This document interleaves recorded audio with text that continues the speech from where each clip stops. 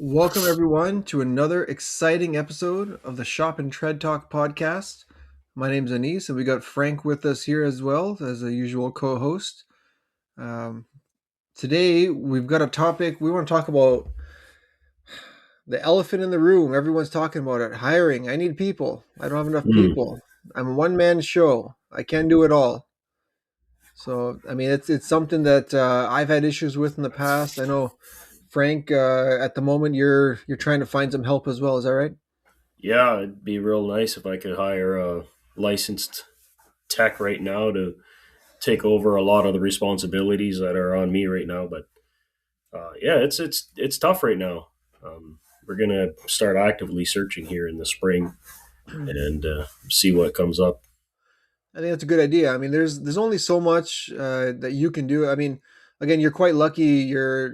Your better half is able to do quite a bit too, so that's a big help. But I mean, for both of you to try and manage the shop and payroll and turn wrenches, make receipts, make work orders, and now you guys are gonna be learning a new system. Like it's a lot for you guys to handle without sufficient help. I mean, that's hats off to you. That's a big undertaking for you guys.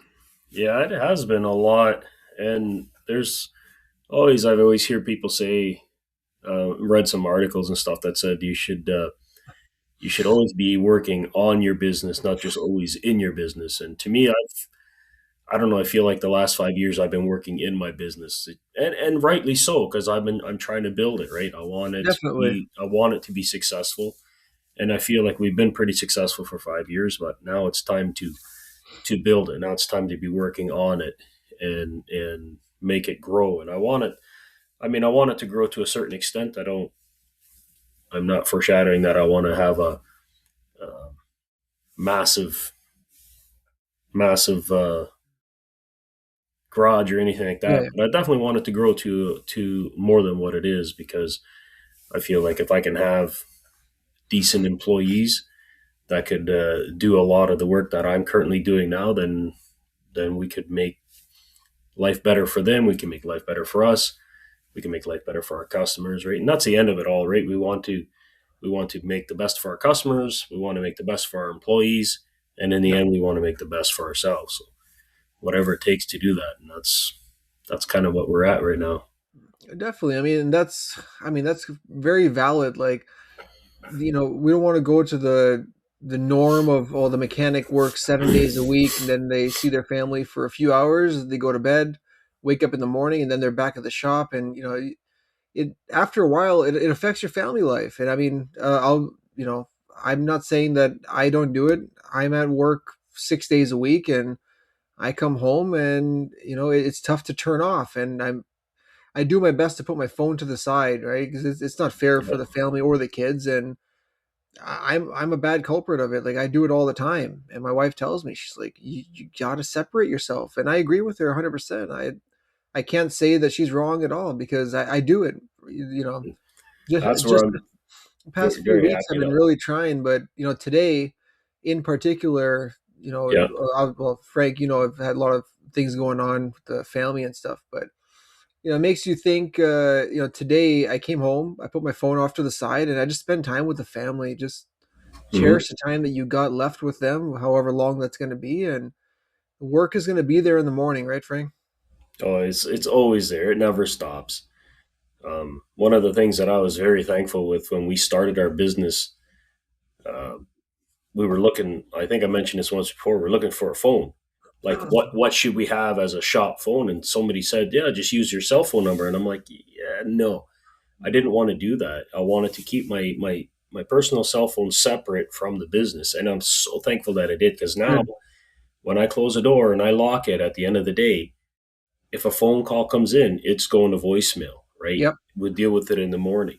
If I'm away for the weekend, we spent the weekend in Detroit visiting my cousin, and if we're away and you know, I'm not bombarded by the phone all the time by text messages or anything like that. Even the email, I shut it off, like I don't get it.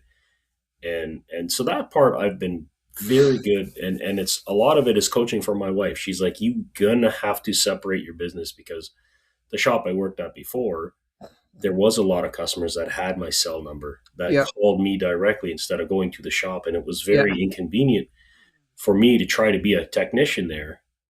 I wasn't really a service writer, but I had that role a lot because customers would call me all the time. You're wearing And too when we many hats. started this, yeah, she said, "No, we're separating that," and it's worked out really nice. I'm very very thankful for that. No, I think you're very lucky that she, put that in place for you. That right now, like I think I've got a handful, maybe 6 or 7 customers that have my personal cell number. Mhm. But again, these are very select customers. I think they've probably been my customer for like 10, 12 years. Yeah, I've got that So, same. so, Yeah. so I know them extremely well, and their whole families are coming to us for service. So it's a little different, but generally, no, I don't give my number out. And again, if I'm on my way home from work and I get a call from the shop saying, "Hey, this person needs something," I'll call from my cell phone, but I don't actively give out the number, right? Because Hmm. it's just not right after hours. Exactly.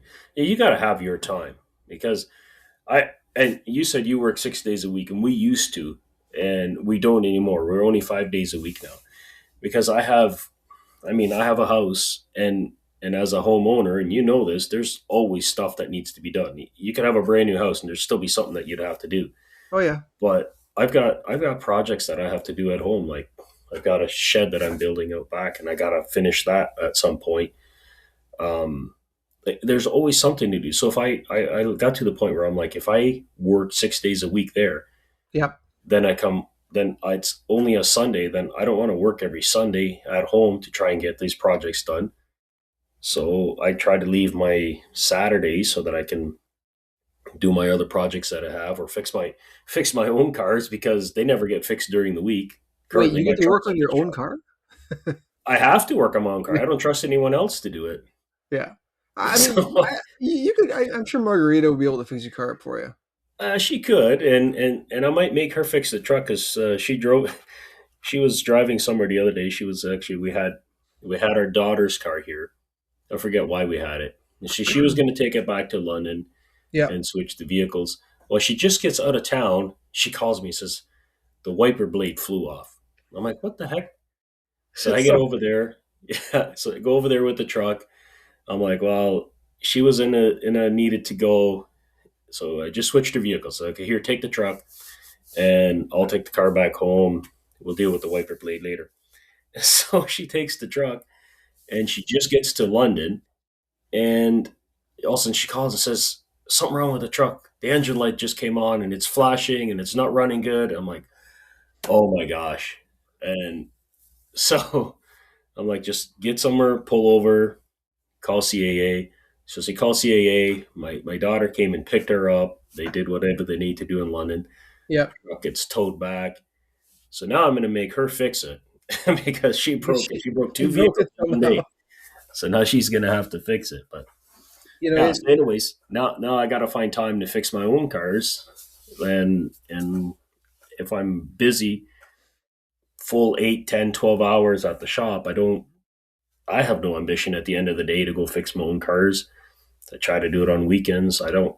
I'm not a working in. I'm not the kind of guy to work in the shop till 10, 12 o'clock at night because no, no, and no one really should. And no one should have now, to. if you were just starting off, Frank, and like it was your first year, I'd be like, dude, work, till Oh, 10 o'clock. It is what it is because you want to get, you're just getting going, and you want to build your customer base and everything. That's different, but oh my! you've been in it for 5 years. Like you got My to have. first 2 years, I did a lot, and I would say even well, this last year, our apprentice was off at school, so the last 4 months, we've been doing crazy hours, and even the year before last, we were doing crazy hours. So I was just like, I I'm getting to be older. I can't work that much. I mean, I could if I have to, but I really don't want to. I want to do something more in life than just work, work, work. So why not hire someone that's younger, that's got life to build, and Yep. teach them, get them to do a lot of the work, and I can work more on managing the business, managing. them and working myself as well. Yep. But if I can help them build their life up, and it'll build everyone's life up, then eventually, hey, maybe eventually I get to retire. Who knows? I get to that age eventually. I'm almost there, I think. Well, the main thing is whatever, like, what you do is not easy, right, on your body. So Oh, it's it's hard not work. something that someone is going to be doing that till they're 60, 65 years old. Like there comes a time where I've you're going got to friends. need, I've got friends that are that age that are still doing it. but it's not easy. No, no, and he was 20 years ago. He had bad shoulders. He could hardly work overhead anymore. Now he's doing intricate work. He's working on European Yeah. cars, like old cars, like old carbureted European cars or English cars, something like that. So he's But working on intricate stuff, but he's still wrenching. but And man, how old is he now? He's got to be in his late 60s or something like that by now. yeah, but at that age, quality of life, right? You got to look down the line, quality of life. Like what, even 5 years from now, 5 years from now, do you want to be turning wrenches as hard as you are now? I mean, you don't want to be without help for the next, you know, No, few years or something. exactly. Because I mean, you wanna be able to get to the point where you can tell your wife, like, hey, you know what? We're not going to work this week. We're taking the truck and we're going on a drive. We're gonna go out for a week, and the shop's gonna be able to run itself. We come back, it's not burned down. It's there. Well, That's the shop that's the running by dream. itself would be nice, yeah. That's Well, the we've dream. we've got this week off. We're just recording here right after Christmas, so we got this week off, and it feels nice to have a week off. But I went to the grocery store today to pick up some stuff for dinner, and saw a customer there, and he stopped, and he's like, I figured he was just gonna say hey, and he's like, oh, I was gonna call you. Yeah, My engine light came on coming home from Ohio, and I'm like, call me on Monday. Like yeah, I've taken this week off. I've worked so hard the last 4 months. We're taking some time off. He's yeah, like, oh yeah, I'm off too. Well, there you go. You understand. At least you understand. You want yeah. time off. I want time off. We're having time off. So, But imagine, being able to take a random week during the oh year off, like, you know, mid March, like, for a week. Just say, March break. Okay, well, we're not going to work this week. no, yeah. I mean, that would be superb. Like right now, it's anything after February, like beginning of March. Like we take a week vacation in February, but anything after that, I don't take a week off until Christmas. That is just I barely take if it's a holiday, I'll take the holiday, that long 3 day Yeah. weekend or whatever like that. But it's been a couple of times in between. My niece got married Mm. 1 year, so it was like May or June or something, like I forget what month it was, and we went for a week. But it's hard because the whole shop has to close, Yep. everything shuts down. So yeah, having people that can run it for you um, is a huge thing, and that's something that we're trying to build towards, so that we can have someone. We've got a service writer in place that's just phenomenal, does a great job. So he's set. Yep. Now we just need to get a couple of techs. We've got an apprentice. He just finished his first year, so he's going to come back. He'll hopefully be a lot more knowledgeable than he was when he went in. Yep. And then if we had a tech yet too, then we'd be set, right? If we had a tech and an apprentice, service writer, at least then it could run for a week without us. So Yeah. But you're getting there. You got a service writer. I mean, that's my next step. Next year, I need to have a service writer. So I don't have to be answering the phones and running from this way and that way, and everyone's asking for me, and there's yeah, only so much one that's a person can do. scary one, because that's like really that's the face of your business. Yeah. And if that doesn't come across properly, Yeah. I've worked in places where the service writer was not somebody I'd want to talk to, if you know what I mean. Like it's just like Mm. they don't come across as friendly and inviting and stuff like that. If you come across as gruff and unapproachable, Hmm. That's pretty detrimental to your business. I think so. Like I've been listening to some other podcasts and stuff, and there's a book that I just ordered. Looking forward to reading it. It's called Unreasonable Hospitality. Okay.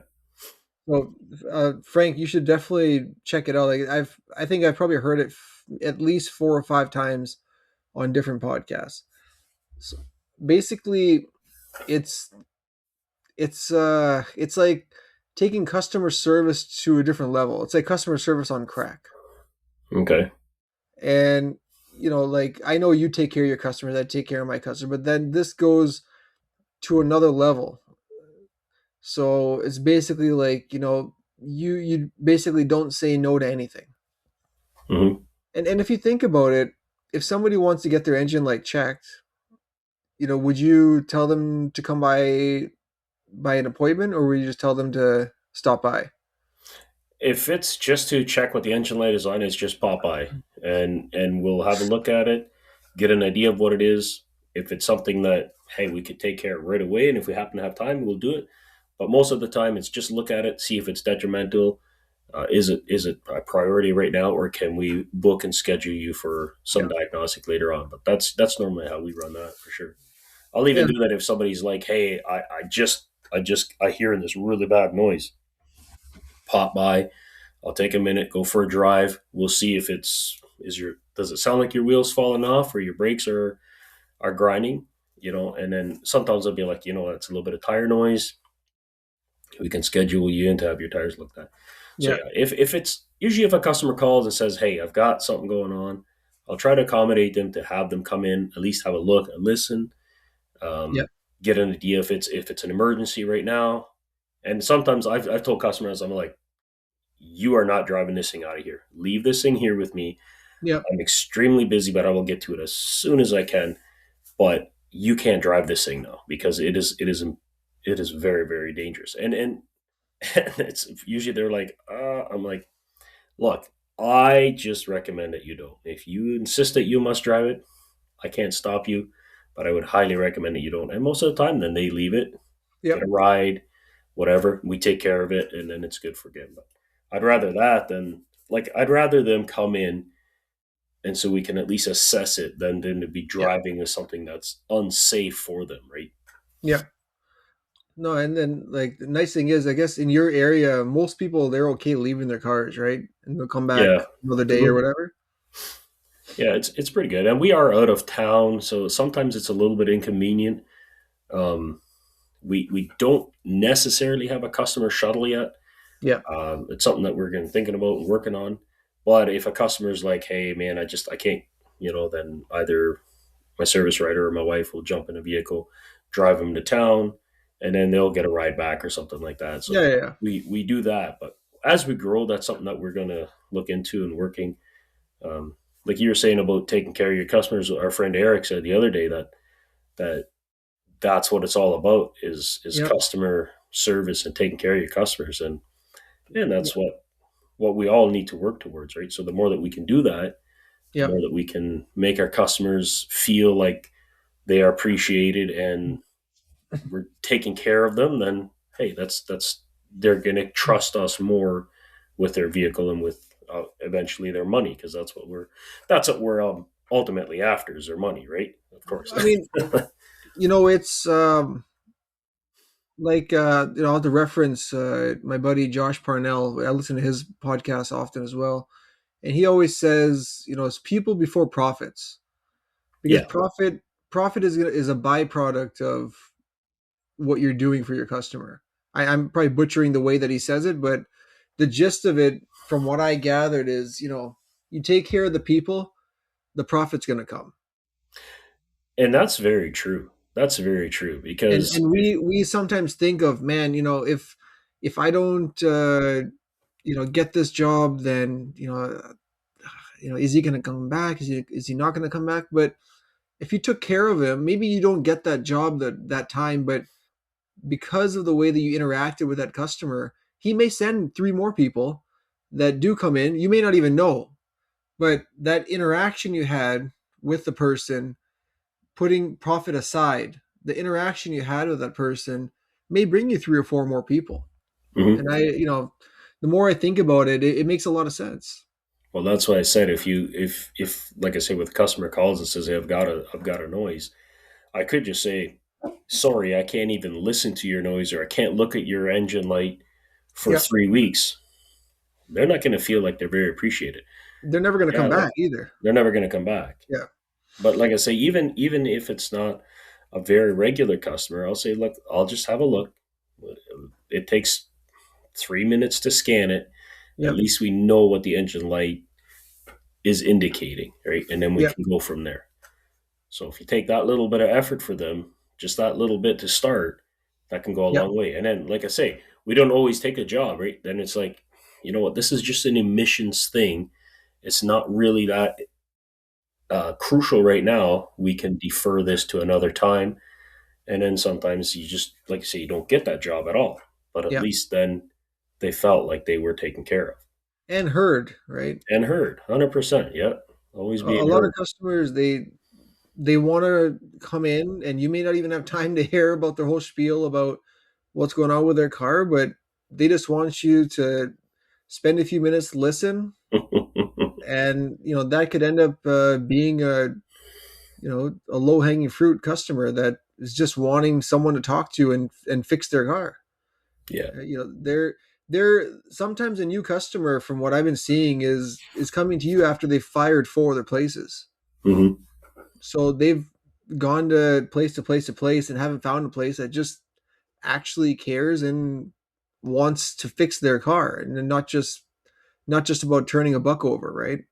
Exactly. Yeah. So those are the ones when you can get your claws into them. I use that very loosely, as a customer, and you hold on to them, you take care of them, and those are the ones that are going to be your customers for life. And it would be very tough for them to go somewhere else because of the level of service that you offer. Yeah. I've heard said in the past that in order to have a successful business and to have loyal customers, you have to specialize in one thing or another. And I'm like, I don't know if I believe that 100%. I think that as long as you are are fair to your customers, you don't have to specialize in one thing to make a business grow. You could be a general repair shop like what I am, Yep. and have success and have repeat customers, without having to be a specialty shop for something. Like, I know No. there's places that are specially in air conditioning or diagnostics or whatever. Yep. But there's also the other side of that. You don't want to get into too many things, because if you get into too many things, then you'll lose customers. If you try to do something Yeah. that you don't understand, you lose customers. Say, like transmission stuff, for example. If it's internal transmission stuff, other than changing filters or fluids or maybe a solenoid inside, Yep. I won't touch it. I Same will here. not. I'm just like, I won't. I Or if stay it's on the 401, and I try not to deviate to the 407s. exactly. Or I was thinking about it this morning, like, remote starts. I've No dabbled in them way. over the years. Like, even back in the days when you had to cut all the wires and wire everything in, and I know I burned out some modules over the time, and it was never worth it. Even now, most of the remote starts are plug and play with just a little Yep. bit of programming, and it's like, even then, I don't want to do it because it just, I don't specialize in that. It's not something that I do, and I'd rather just refer you to this guy over here. He can Yep. take That care does of it you. every This is day. what he does, Yep. and that way you can be happy. Go Think to him for that. Come think back about to the me for the stuff liability that as I well, give. Frank. Like, Yeah. you do a remote starter on a 2022 Camry, and you end up burning out the computer, or it loses programming somehow. I don't know. I mean, the car doesn't start, and then your $500-600 job that you're charging, now you have a car that's dead, and now you have to send it off to get a module program. You have to order this from Toyota, and then you have to give the guy a rental car because you screwed it up. Hmm. What's the point? Well, I kind of feel the same way with actual module programming, like if you need to replace a computer or something like that. And I've been asked many times, like, why don't you just do the programming yourself? And I'm like, well, A, it costs like this and this and this and this amount for access to the programming. And then again, if I mess up a module, then I'm responsible for it, right? And I'm responsible for the module, the time down, like you said, maybe a rental car. I'd rather pay somebody down in a couple of $100 and they'll come and do it and it's done, right? It's different if you're doing it all the time and you've got, like for example, there's mobile guys that they've got Yeah, people, every day they're going to a different shop. But if you've got exactly. that many cars coming in that need programming, I'd say, yeah, Frank, you should be dabbling more in it and do it. But on the other hand, going back to the original topic, you need people at the Hmm. shop to be able to do the stuff that you're doing Exactly. now, so that way you could do some of Yeah, the other like interesting things, right? maybe if I had two more guys and we were that much more busy, then it would be worth it, right? Because then one guy could be maybe spend 25% of his time in doing the programming. Right now, I've got two mobile guys I can call in, come and do it for me. And honestly, I do like one every 3 months maybe where I need to have something programmed. So that Yeah, like that to me is not worth it then to do it on my own. So why would I dabble in that when I can have so many other things that I can provide to my customers yeah, and do that. But like you said, if I had the employees to do that, why wouldn't I do it? But then I wouldn't be taken away from one employee being able to take care of that customer's car, um, because then we had this employee who was able to do this and this and this and this. Where now it's just me, and if I'm supposed to be programming over here, but there's a brake job need to be done over here, yep, or an alternator replacement over there, right? yeah. Something's going to get lost. Something's going There's to get only so forgotten. much you can do. You're, So technically a one man show in the garage. well, there's only so much one person can do, right?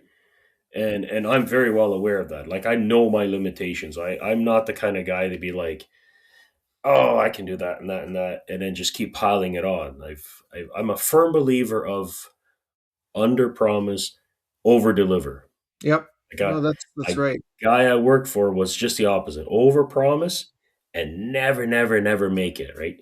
Like, oh yeah, sure, we can have it done for you tomorrow. And I look at him like, that ain't gonna happen. I don't care which way you look at it. That's not gonna happen. It's not gonna get done for tomorrow, right? Whereas I tell my customers, I'm like, look, I'm gonna do my best. My goal is for tomorrow, but it'll probably be the day after. Then if I get it done tomorrow, great. You know, you're the hero, right?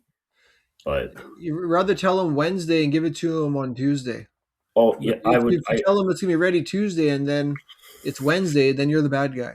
exactly. I always try to do that. I always try to do that because I would. If I know how I feel, I always think about it. How would I feel if I'm standing on that side of the counter? Yeah. If I'm over there, right? Like, so here's a good example. Recently, we had to replace a furnace in our house, Okay. and so we said to him, "When can you do this?" He says, "I can come. I can come Monday, and I'll be done on Monday. Right by 4 o'clock, it'll be done." Well, he was done by 4:30, but still, he wasn't done by Monday. But now, if he had to come Monday and then be like, oh, actually, you know what? I'm not going to be able to get it done But he now. lived up to his word.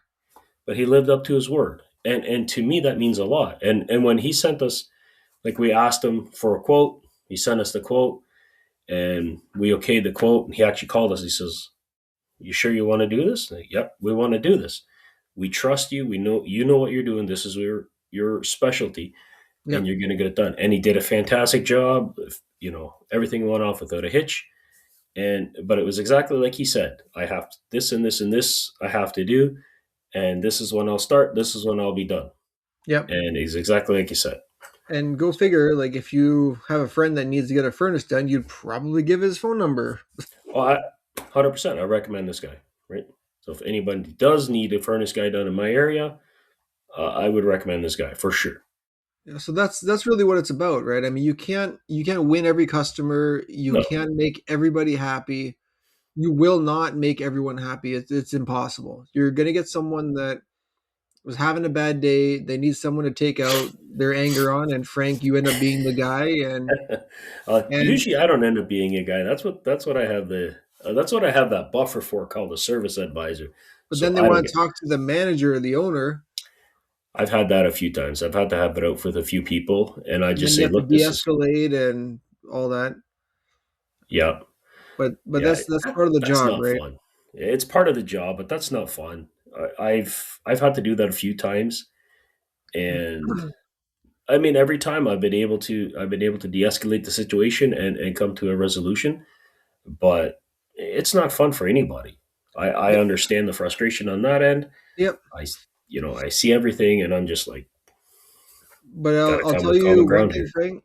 I haven't had to de-escalate much since the software. Everything's so notated and I'm looking forward documented. to that. Yeah. And when a customer says, "Well, I didn't know that my brakes were this bad when I came in 4 months ago," I'm like, actually, you do because we sent it to you and you opened it at 3:22 p.m. on this date, Uh-huh. and you also texted me back saying that you want to do it another time, and then they look back at it and they're like, "Oh yeah, yeah, yeah, okay, so the inspection, yeah, okay, That's that's what you mean. right, okay, That's yeah. yeah, you know what, I just forgot yeah, about that. go ahead and do it." Yeah. And then they click the button and you have a legal binding signature and piece of paper. You do the work, they got to pay it. Yeah. It's all Yeah. signed. No, I'm looking forward to that. We're gonna be doing a soft launch here when we get back on the 5th, and then working through it, and then it'll be full launch by the, I guess it's 12th or whatever it is then, Oh yeah. and then we should be good in full tilt. And yeah, it's our first time actually using a shop manager. My first time, actually, that's not true. I've done it once before, um, for a little while, but I wasn't really involved in it. Oh yeah. It was nothing like what this is going to be with any digital inspections or anything like that. But The text messages especially, like, I really like that 'cause a lot of customers mhm, just like to get a quick text. My car's ready, mhm, great. Because if they're yeah, working, they can't answer the phone. yeah, So if they're working from It- home, especially. yeah, exactly. Yeah, yeah, we're yeah, I think we did sign up for that. The only problem we had is we couldn't port our current number in to text, so it's going to be a separate number. Oh, But we're really? trying to figure out. Yeah, it had to do with the fact that our current number already has texting enabled. Oh, I see. So I think that if we disable texting there, then it will be through this app only. We're gonna Uh, play with that a little bit if that's the case. I'd like it so that it's all one number, right? So if it's you know, easier if so, but the nice thing is if they even assign a local-ish number, it's the mm, same number. It's not coming from a random every single time. But yeah, like yes, if so we it's do have coming a from local your number. direct Yeah, number, it's always going to be better yeah, because then they've already got that number saved whenever they call you, and if that number is the one that's texting you, I mean that's golden. That's what hmm, right now we have our normal number is the one that sends all the text messages, and everyone has it saved, so they know exactly who's sending the message. So yeah, there's no confusion there. yeah, yeah, and that's what we're gonna work towards. That's why I said like people already have that number, then maybe they can just. But anyways, it's something that we're gonna work toward. But yeah. Yeah, I'm looking forward to using it, and I think it'll be great for customers to just, like I say, be able to have a better form of communication, Yep. and then of course having the digital inspection files there so that we can. That the DVI, with TechMetric, I'm telling you, it's a game changer, and it's just it's really simple, and I don't know why it hasn't been around. Maybe it probably has been around for a while, but I mean, since I've been using it, it's a no brainer. And I've been actually doing. I was going to tell you, I've been doing more videos than pictures now. Okay. Because sometimes when you take a picture of a brake pad, you and I can tell from a picture within a millisecond if that brake Hmm. pad looks like crap or not. But the average customer may look at that brake pad and be like, "What am I looking at here?" Yeah. It, Yeah. it looks like a brake part. It looks like a part of the vehicle. Hmm. It looks like there's some rust on it. I don't know. Should this be changed? I don't know. So Yeah. what I've been doing now is I've been using video, and I'm actually taking a picture of it, turning it to the side, to show the amount of pad left, and just getting into a little more detail on like some pads have scoring on them, or there's your left side, there's your right side. It's the actual pad is worn more on this side than the other side. Um, I'll even go with a video on the left side of the vehicle and show what the pads look like there, and then go on the right side, and they may have a stuck caliper and it's all grinded Hmm. to nothing, and then they can really see the difference. Like, oh wow, okay, there's a serious problem here. Okay. Yeah. So that's really been helping with approval rates on my end. Because if you take a picture of that grinded down rotor and that pad, there's nothing there, and you just send that picture to somebody that doesn't know or is not used to these inspections, how they work, they may just look at it and be like, okay, it's two different colors. Like, I'm not going to spend $1,000. I've thought of that for many years. Like we go, prime example is even just a cabin air filter, and you go take a cabin air filter out and you go Yeah, show it to a customer. That takes a lot of trust from any customer to be like, is that actually out of my vehicle? yeah, Right. Because you hear these horror stories of somebody just like taking an old filter and be like, here, and then never ever changing the filter, right? yeah. So even using that little bit, that takes a lot of trust from customers to be like, okay, yeah, those are the actual parts off of my vehicle that they're showing me. Yeah, But what we do is when we take the for cabin air filter, I usually just take a picture because it's a lot of work to take a video for that. But yeah, I usually have the filter, and I take a picture of the actual air box of theirs open, and that air filter sitting there. And then I'll take one picture like that, and I'll take another close up on Techmetric of the actual inside of the filter. I'll open it up, and then they'll see God knows what living in there. Some of them, but it's, some of that is pretty nasty. I've seen filters that haven't been touched in 15 years, and it's like, how has no one ever looked at these cabin air filters? yeah. And I'll tell them like for the cabin filter, especially like this is what you're breathing in. Hmm. And if they've got kids, it's kind of like you and your family are breathing this stuff in. Like it's $40 or $45, and we can throw a new one in. You're good for a while, and Yeah, 99% of the time, no one really argues about a cabin or air filter. But if you show the value in it, it's there because how quickly do you spend $40? exactly. Yeah, yeah. Right? It Go takes to nothing. go to McDonald's, buy two meals, you spent 40 Oh bucks. God, don't get me started. Ugh. No. The biggest thing I hear from customers when I show them a really dirty cabin air filter, and they're like, any chance that's the musty smell that I've been noticing? I'm like, 100%. That could be it. Well, you're definitely not going to say it's your significant other, so yeah, it's probably that. Oh man, there's a funny story, but well, not today. but Um, with those filters and stuff, I mean, pictures, video has actually really been helping. I've seen some people send me from other shops pictures of a digital vehicle inspection, which guys are doing it on their phone. There's no mhm. software; they're just showing pictures, but they're Okay, showing a picture of a ball joint.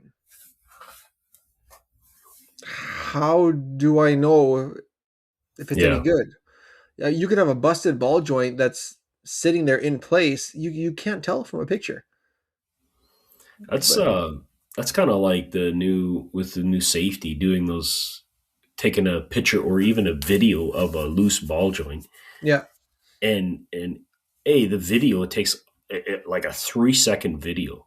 it's awful. Like you can't really tell. Like I don't know what they're seeing it on the other end. When I look at the preview of the video, and I'm like, I don't know, if I was on that end, I'd be like, this isn't good enough. But it is what I it hate is. pressing the button to do a video call with Frank right away. Like, what the hell was that?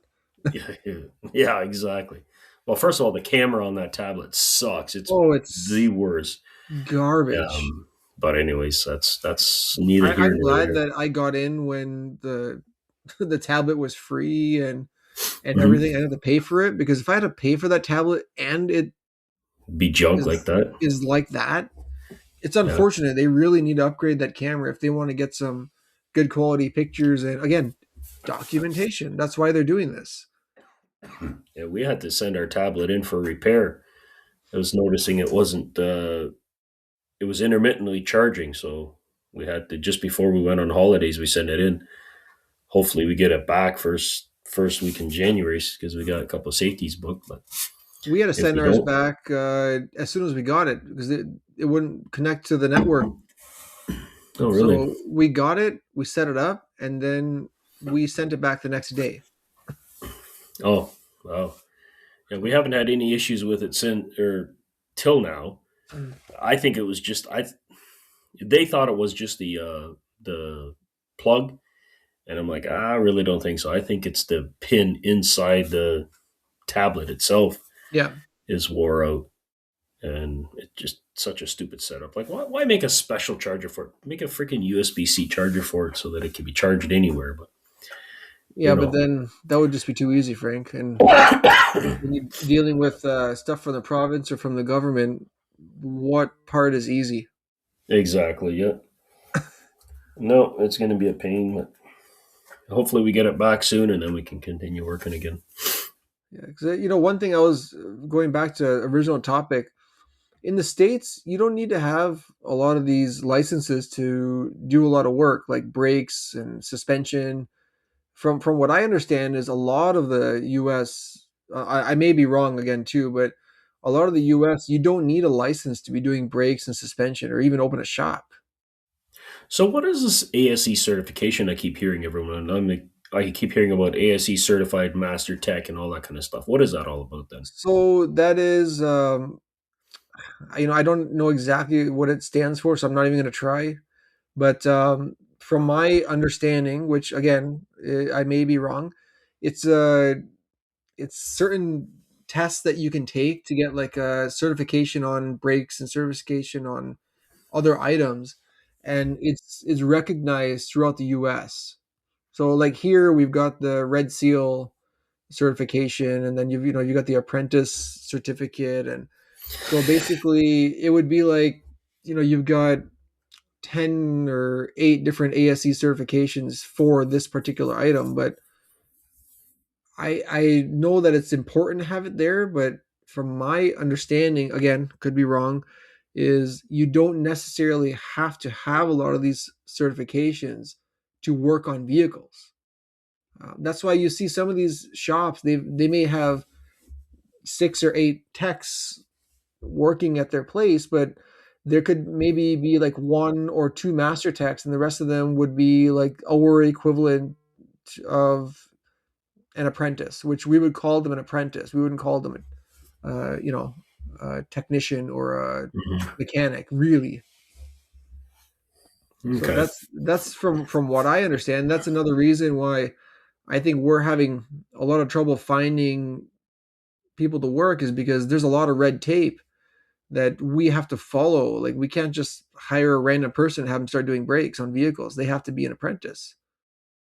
Are there shops that Yeah, I have guess that makes sense. Yeah. people doing brakes that are not apprentices? Sure, there are. There's tons.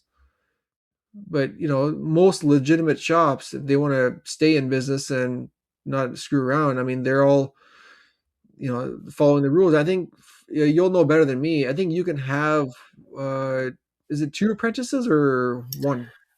Well, you can have two now. Yeah. During COVID, or well, I guess I shouldn't say during COVID, but during the time of the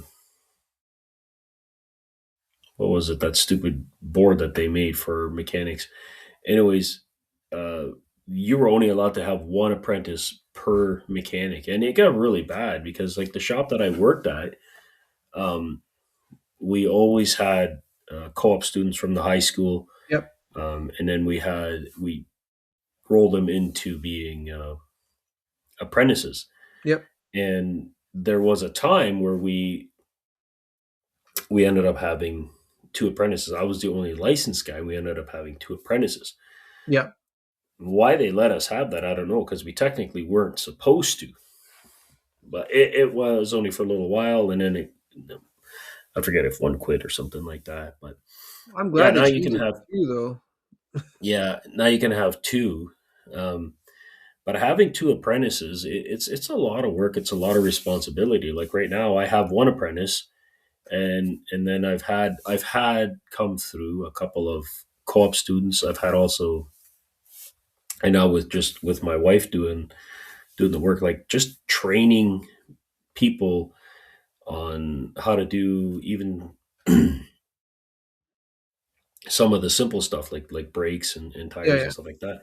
It takes a lot of work. It takes a lot of work from one person to focus on making sure that these other two people are doing the job properly, right? definitely. Oh yeah. Um, We've so always got checks and balances like on our apprentices. They doing work, then my licensed guy David makes sure he goes and checks to make sure that this obviously like mhm, standard stuff that the guy's done 3 million times is yeah, different, but a lot of the safety stuff there's always a final QC quality control check to make sure that everything is good.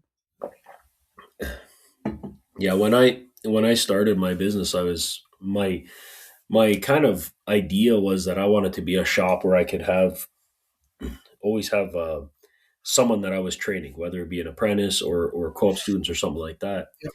and always bring someone young in. I really wanted to have a shop where I could start take someone out of the high school program, out of a co-op program, run them through the OEA program, get them signed up as an apprentice, and then work them through, get them licensed, maybe work for a year or two, and then go into the wild and then Yeah. start over again, right?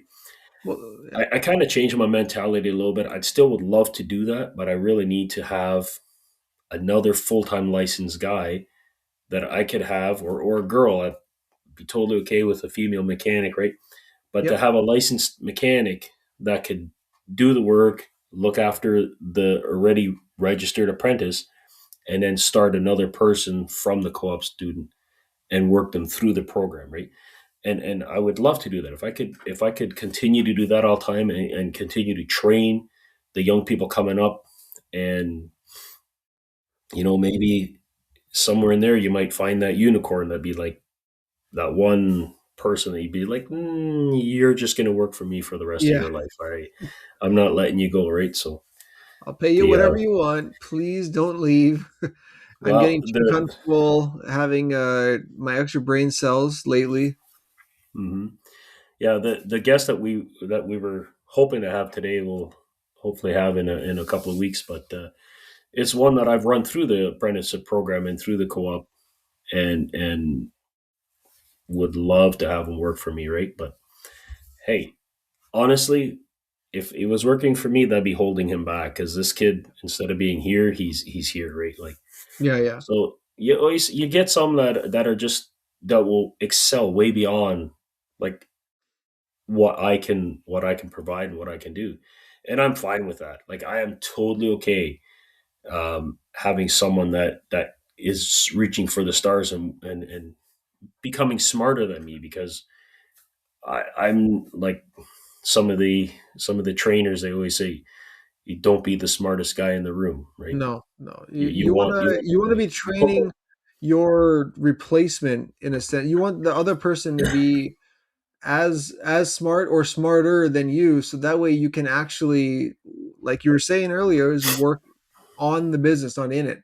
yeah, You have yeah. to have someone that's gonna have the same tenacity, the same drive that you do, and understand your core values of what you want the business to be, not just be, a regular mechanic and you when you walk in the shop it's all greasy and dirty and like that stigma that everyone thinks, oh, this is how a shop's supposed to be. No, you don't. You've got values where you want the place to be clean, the office is clean, you treat the customer with respect, things are done Hmm. right, you don't cut corners. But it's hard to find that person. You can hire someone that on paper they're the greatest mechanic you've ever seen, but their their skills don't say much when they don't have communication with you, or they could be, so Frank, I'm not doing this, this is beneath me. There's guys like that too, Yeah, unfortunately, but it's very hard to find people that will fit into your culture of I, the I've shop. had I've had that employee. I've had the employee that could do good work. Um, Give him a job to do, he could do it. But when that attitude is just like, hey, I don't think I want to take these instructions from you or Yep, from my wife when she was doing the service work at the time. And it's like, listen, there's a chain of command for a reason. yep, You're here as an employee.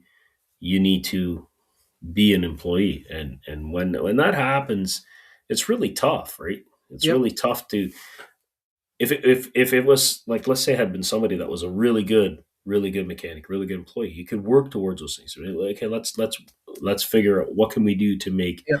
this work better. Let's work on this communication stuff.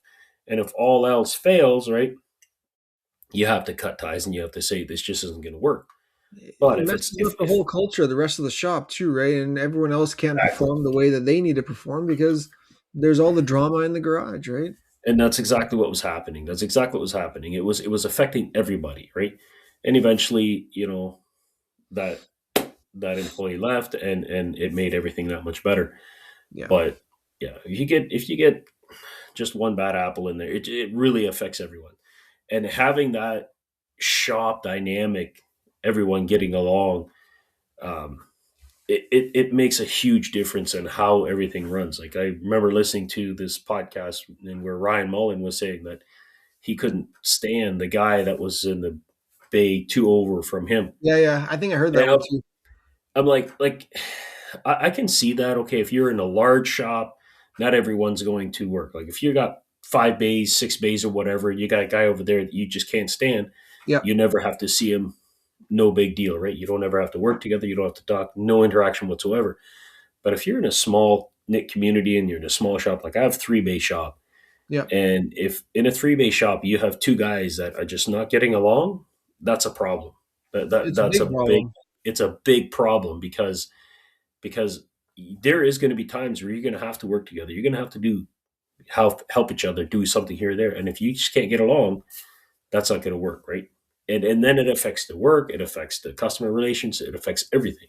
Yep. So it's really hard, right? Now you have this you have this mechanic here or this apprentice or whatever here, and they're already in your business. Now when you hire somebody else, you have to make sure that those people that they're going to be able to get along. I Well, might be able to anyone, get along with them, but if those two can't get along, then we've got a problem, right? well, for sure. I mean, anyone that comes in, like you've met some of my guys there, and Yep. I mean, they've got to be on the same page as me. And if you're not going to be about the culture that we have, serving the customers the way that we do, it's not going to work. And Hmm. there's no U-turns around it or cutting corner here and there. There's only one way to do it, and you can't we can't screw around when it comes to taking care of the customers. And we've in the past we've had issues with people coming in late for work. And I mean, I understand, like, the weather we've had now. It's been If pretty good, someone's hasn't it? late, I mean, I was late. I mean, that's a different story. But habitual being late Yeah. 4 days a week, 15, 20 minutes, I mean, that that can't happen. Hmm. Because when customers are there, you open at 9, and the guy's that's supposed to be working on his car at 9:30 shows up at 9:15, 9:20, does it, barely has time to change his clothes, and then bam, you're handing him a car. Yeah. The whole day, it starts off wrong. You get the wrong mojo in the morning, and it just carries on right for the whole rest of the day.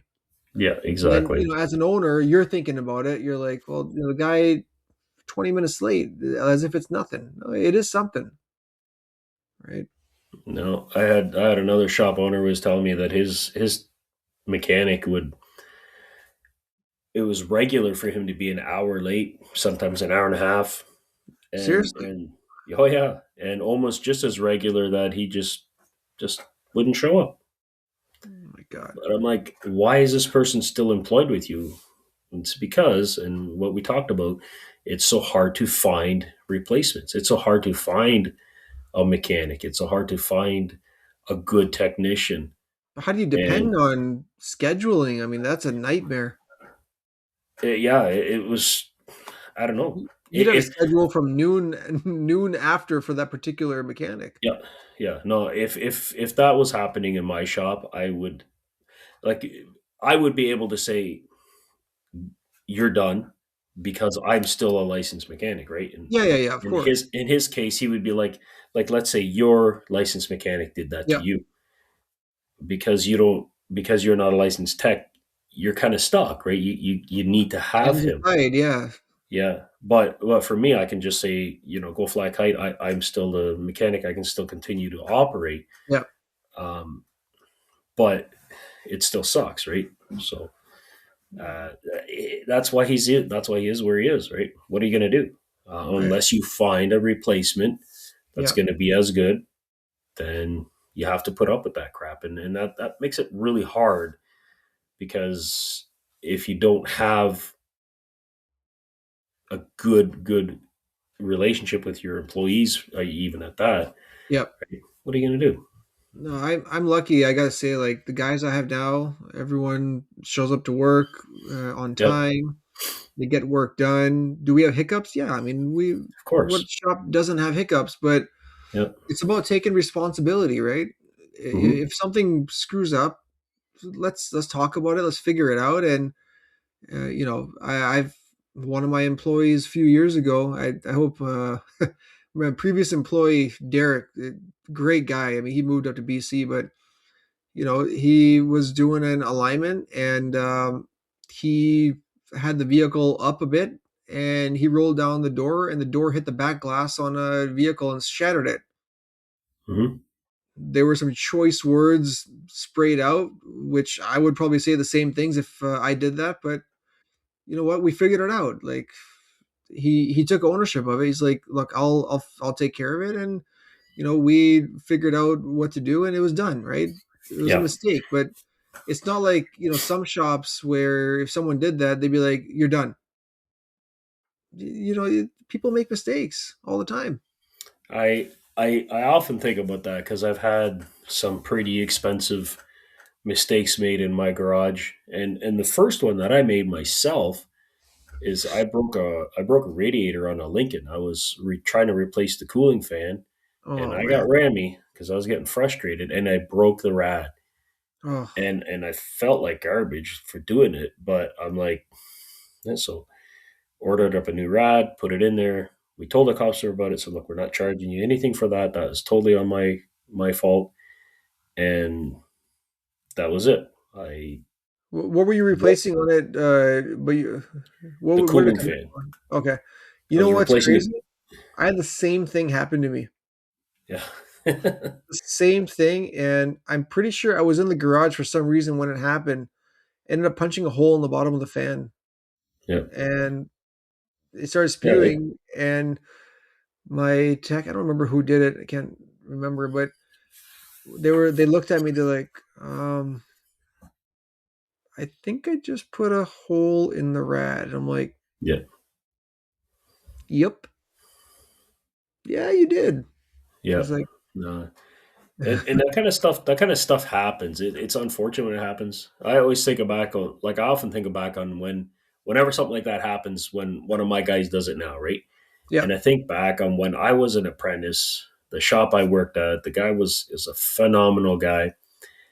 And the one time I was using the shop truck to clean up some brush out in the backyard. That was my job for the day. It wasn't even in the shop related at all. yeah, And I'm loading up some shrubs and some branches and stuff like that. And for whatever reason, I backed up and this branch caught on something and boom, right through the back window of the truck. yeah. I'm like, oh my gosh. So, drive up to the front.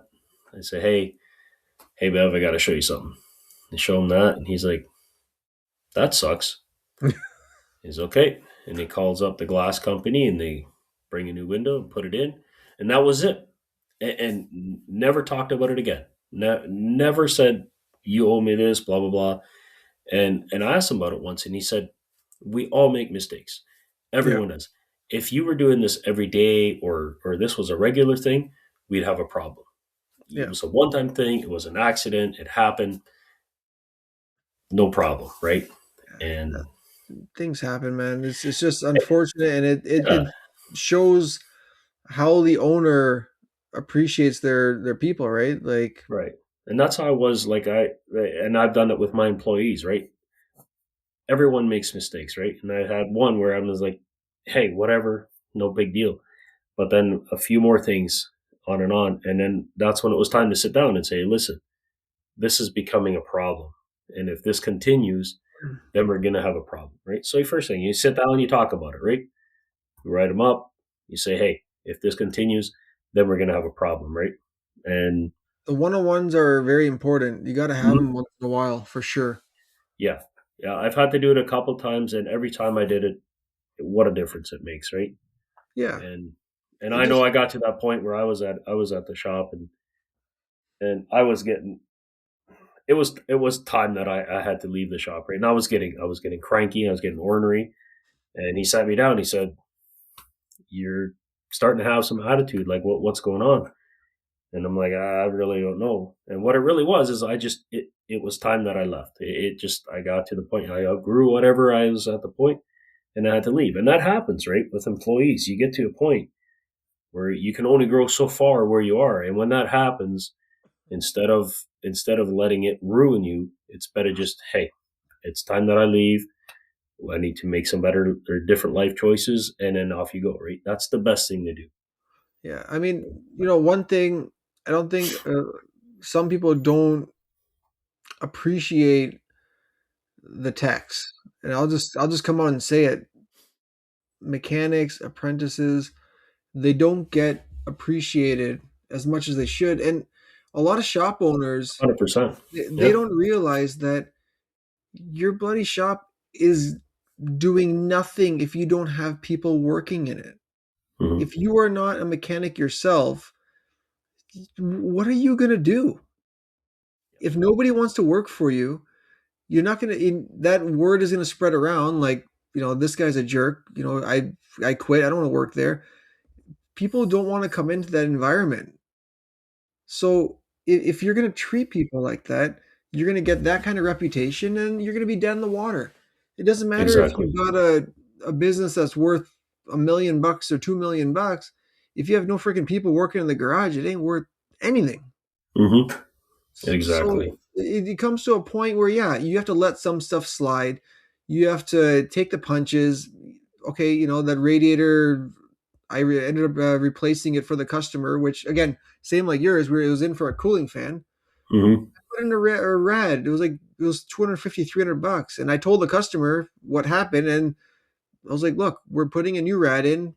And it was honestly pretty ratty looking, but it wasn't leaking. But Yeah. you got a Yeah. free rad, and Yeah. the And customer that was happens. happy. It's part of doing business, right?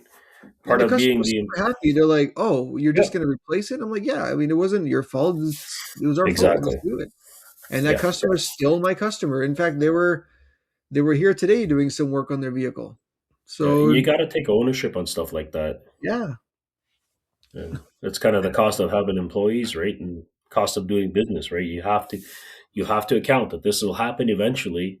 And when it does happen, if you're there to take care of it and you're doing it properly, that's what's going to make the difference between having a good relationship with your customer or them being like, I don't know if I trust you, right?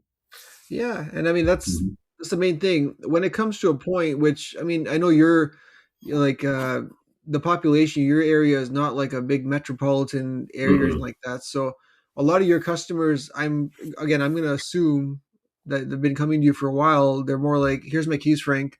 Tell me Yep. what's wrong with it. Let me know how much it is, and we'll go from there. Most of the customers are like, here's my keys. Let me know when it's done. They don't want Yeah, to, and they don't. and the reason is because they trust you and they know that you're Mhm. not going to take advantage of them. Yeah. But to get And to I that work hard for level that. is not, yeah, exactly, and to get to Yeah. that level is not something that you worked on for a week or 2 weeks or a month or No, 6 months, no, right? it's That's something that I've been building my whole life. Yeah. exactly, and that's something that there's value in that, and those are the customers that, if you end up breaking a bolt or something and you're like, crap, well, I got to order this special bolt and it's going to be another 25, $40. You're probably just going to put that bolt in and probably not even mention it to the guy and be like, you didn't break it, I broke it, whatever. Yeah. There's been those situations for sure. have to go to order it from Bolts Plus or Spanner or wherever. But Worst part's getting it from the dealer, right? No, uh, sorry, it's gonna be an extra day. There's nothing available.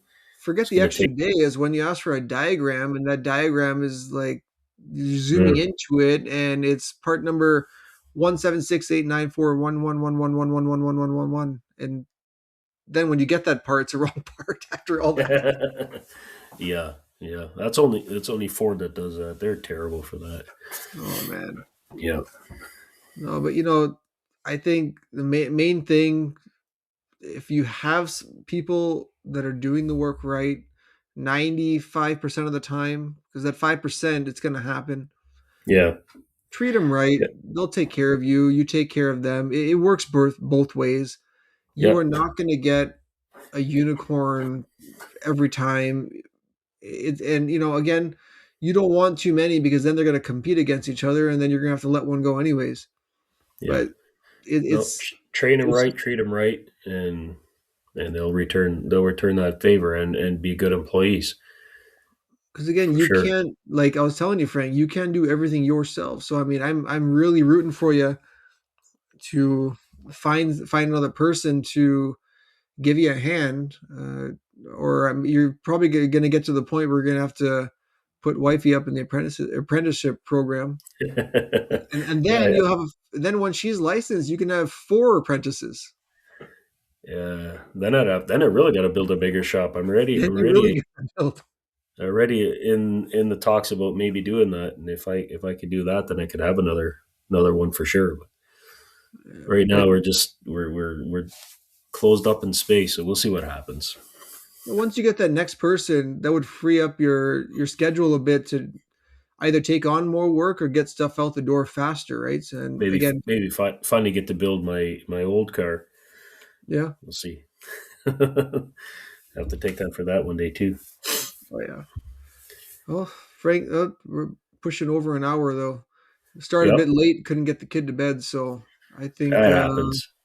oh man, the conversations I have to have, and playing Spotify and Chicken Banana and Coco Melon and whatever other song my 2-year-old wants until I can finally get him to bed.